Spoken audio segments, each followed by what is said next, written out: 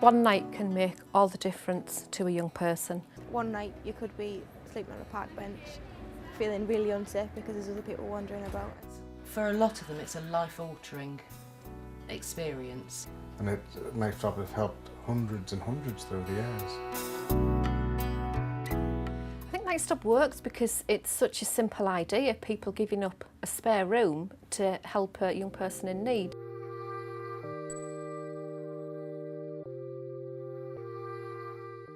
I don't think so. Druggies, algaes, no.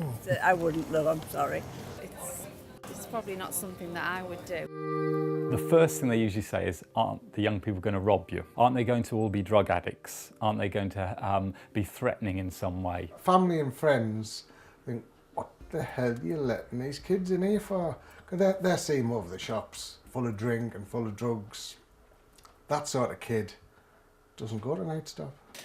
All I can say is that if people think if it was their child or their grandchild that was actually having to sleep rough, how would they feel? They're just ordinary kids where something has come into their lives and blown it apart.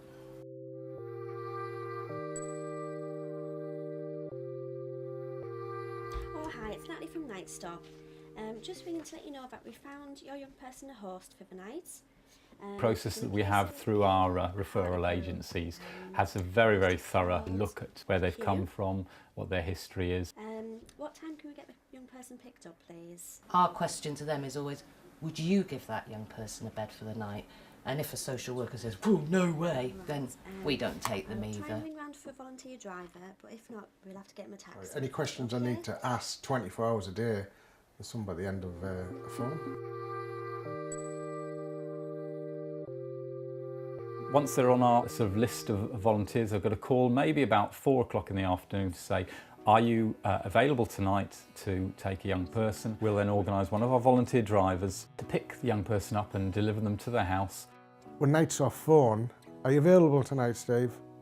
No? Okay, bye. If you don't want to do it, you can't do it. You say no, you're not thought of badly.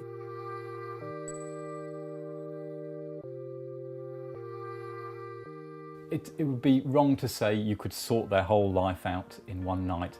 And our hosts don't have to worry about doing that. Chat about football, how the borough are getting on and what the latest movies are. Quite a few of them just want to sit down, watch telly, have the meal and go to their bedroom because they may not have had a good night's sleep.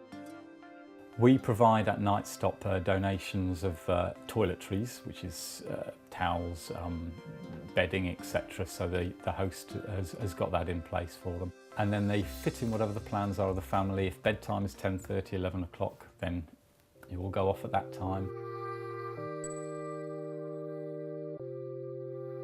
Next morning, the transport's arranged to take them away, and they come through to the office here where we have what we call a morning after appointment. If they come and see me, we'll look at how they became homeless, what the reasons were, where we can move them on to immediately or in the longer term, and what we're going to do with them that day.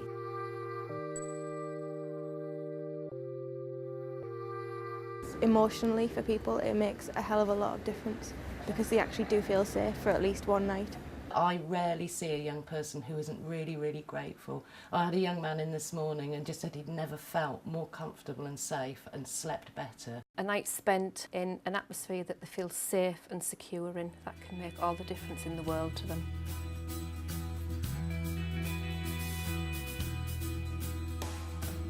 It is a massive step, and I can tell you now that you wouldn't ever regret that step. Even just helping someone I don't know, across the street gives you like a warm glow. Whereas helping someone come off the street when they're homeless, it must be, what, 10 times better than that. I'd give my room for a homeless person. If we had a spare room, we would do, yeah. If it's just for one night, yeah. I don't know. Might tempt me a little bit. After all the years I did it, I know that I felt privileged. You feel a sense of privilege that you've been let into those young people's lives. People should consider hosting for a number of reasons, but it's well proven now that if you do voluntary work, particularly voluntary work where you're actually helping other people, it's really good for your own mental health and your own mental well-being. So if you want to be more happy, be a Nightstop host.